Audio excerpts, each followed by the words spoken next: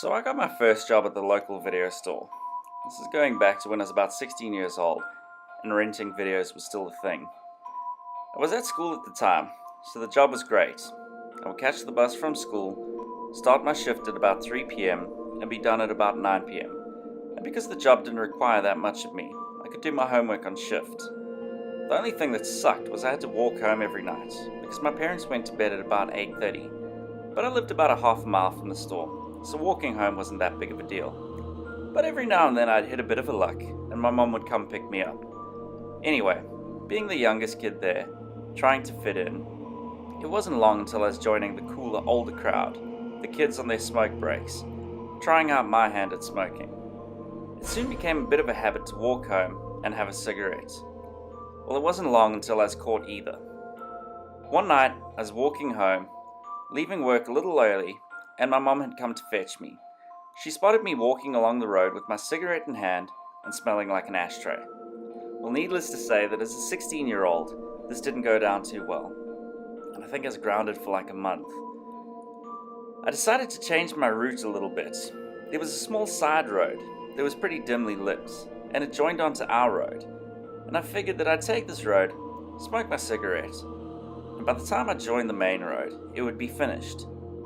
So if my mom did pick me up and ask me why I smelled like I'd been smoking, I could just blame the other kids. And because the road was so dimly lit, I was sure she wouldn't spot me before I spotted her.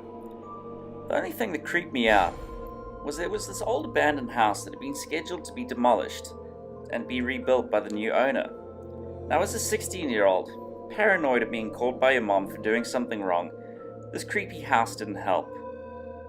Anyway, I was walking home one night, down this road, and as I walked past the house, I heard a coin flip, like right behind me.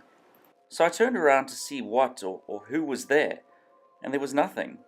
So I just kind of sped up a little and carried on my way. The next few nights I think I had exams or something, and my mum was picking me up every night.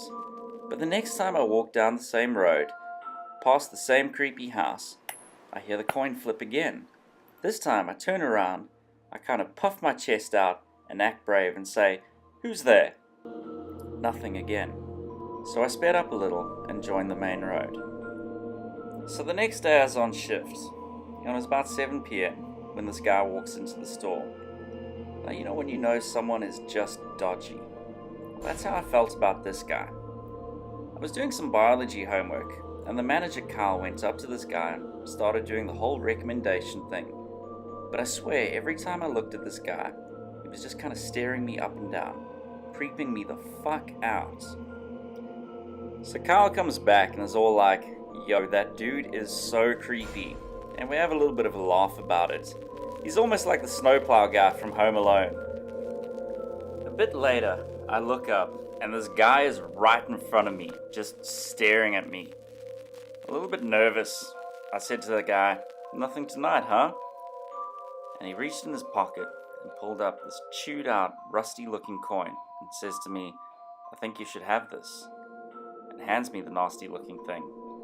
I kind of smile and say, "Thanks," and I asked him why. He said, "Because it's your lucky coin." "Oh yeah," I replied, "why is it my lucky coin?" His whole mannerism suddenly changed, and he said, "Because I like watching you walk home, and every time you walk past me I flip this coin and decide whether or not to kill you. And well, you're still here, aren't you?" He turned around and walked out the shop, but just as he got to the doors, he looked at me and said, "It never used to be so lucky," pulled out another coin from his pocket and carried on. "But I have a new coin now. Have a safe walk home, young man."